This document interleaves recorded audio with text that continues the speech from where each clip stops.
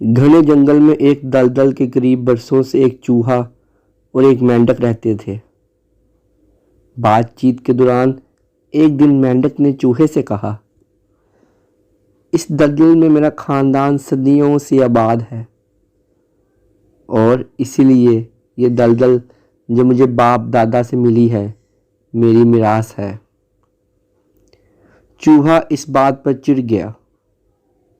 इसने कहा, मेरा खानदान भी यहाँ सैकड़ों सालों से आबाद है और मुझे भी ये जगह अपने बाप दादा से मिली है और ये मेरी मिरास है। ये सुनकर मेंढक गुस्से में आ गया और तू मैं शुरू हो गई। बात इतनी बढ़ी कि इनकी दोस्ती में फर्क आ गया और दोनों ने एक दूसरे से बोलना छोड़ दिया।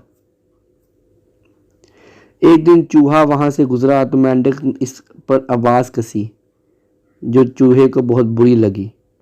इसके बाद चूहे ने यह किया कि वो घास में छुपकर बैठ जाता और जब मेंढक वहां से गुजरता तो इस पर हमला कर देता।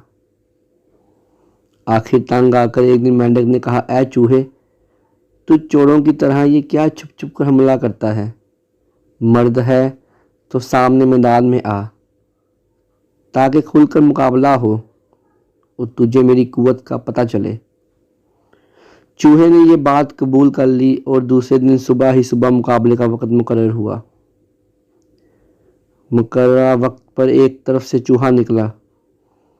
इसके हाथ में नरसल के पौधे का एक लंबा तना था। दूसरी तरफ से मेंढक आगे बढ़ा। इसके हाथ में भी ऐसा ही तना था। दोनों ने एक दूसरे पर जबरदस्त हमला किया और फिर जरा सी देर में दोनों गुत्थम गुत्था हो गए। अभी ये लड़ाई जारी थी कि दूर हवा में उड़ती हुई एक चील ने देखा कि एक चूहा और एक मेंढक आपस में गुत्थम गुत्था हो रहे हैं। वो तेजी से उड़ती हुई नीचे आई और एक झपटने में दोनों पहलवानों को अपने तेज नुकीले पंजों में दबाकर ले गई। अब वहाँ चूहा है न मेंढक, दलदल अब भी मौजूद है।